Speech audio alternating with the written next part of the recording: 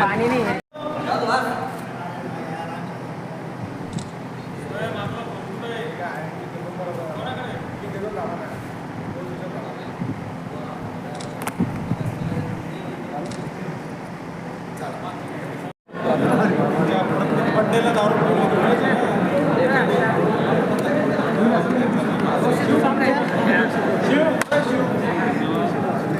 थांबून घेतो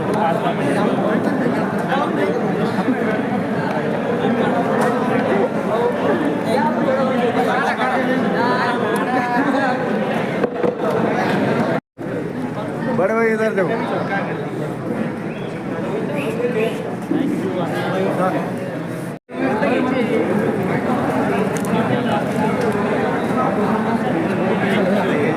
ओके धन्यवाद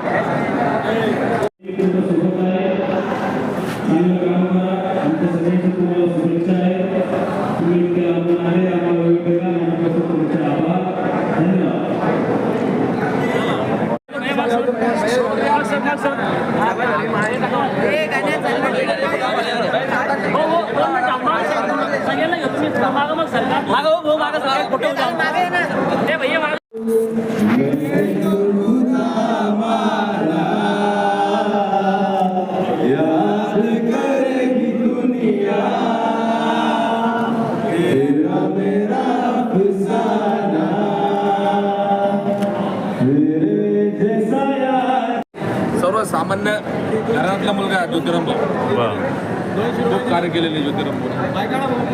तरुण वर्गात तुम्ही काय आवाहन करणार? फक्त भाऊ सोबत जोडा आणि एक चांगलं काम करण्याची सुवर्ण संधीचा लाभ घ्या. एवढं एका कॉलवर अर्ध्या रात्री हजर होता.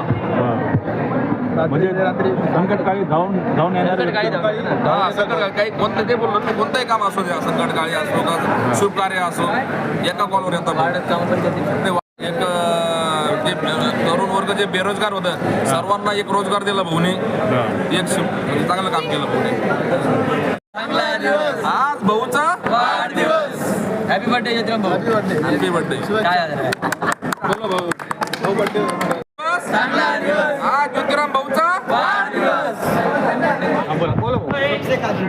सर्वात पहिले मी ज्योतिराम भाऊला शुभेच्छा देतो.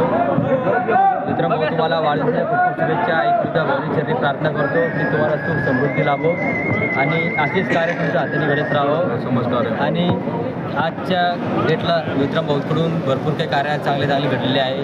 समाजात म्हणजे गणपती मंदिरात आरती वगैरे, चारा वाटप आणि अन्नदान वाटप झालं आहे. आणि गोरगरिबांना कार्य त्यांनी चांगले केलेले आहेत. आणि असेच कार्य त्यांच्या हाताने घडत राहावं आणि गोरगरिबांची मदत करतात. माझं नाव नितीन अनवते. मी मेखर लोणार मतदारसंघातून येतो.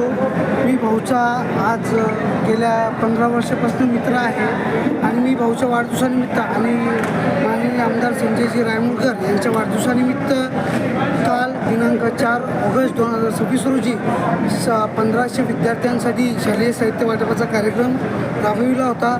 आणि मी या शुभदिनानिमित्त एवढं सांगू इच्छितो की भाऊंना भरभराटीचं आयुष्य आणि सुखसमृद्धी लाभो. भाऊ हे माझे खूप जवळीक मित्र आहेत आणि भाऊचं समोरचं आयुष्य आणि राजकीय आयुष्य हे खूप चांगलं आणि समृद्धपणे जावो हीच देवाचरणी प्रार्थना करतो. ज्योतिराम भाऊचं तुम्ही कोणकोणत्या कार्याचं तुम्ही? ज्योतिराम भाऊचे सामाजिक कार्य असो, शालेय कार्यक्रम असो किंवा राजकीय कार्य असो, यासाठी आम्ही सगळेच युवा जे काही आहेत ते आम्ही नेहमी त्यांच्या पाठीशी आहोत. आणि ते आज नाहीत, मी त्यांच्यासोबत 10 वर्षापासून असतो. ते एकदा त्यांनी ज्या कोणत्याही युवकाला त्यांचा भाऊ किंवा मित्र मानलं ते त्याच्यासोबत नेहमी पाठीशी असतात. याच्यासाठी काही म्हणजे दुरावा नाही. ते एक चांगले मित्र भाऊ म्हणून नेहमी प्रत्येक युवकाच्या पाठीशी असतात. आणि मी ह्या शुभदिनी त्यांना फक्त एवढंच शुभेच्छा देतो की त्यांचं पुढील राजकीय आणि आरोग्य हे खूप भरभराटीचं जावं. तरुण वर्गाला तुम्ही काय आवाहन करणार? तरुण वर्गांना मी फक्त एवढी आवाहन करेल की तरुण वर्गाला माझी एकच विनंती आहे की तुम्ही कुठल्याही प्रकारच्या व्यसनाला आहारी जाऊ नका. तुम्ही तुमचं आयुष्य कसं समृद्ध करता येईल याच्याकडं लक्ष द्या. काय नाव?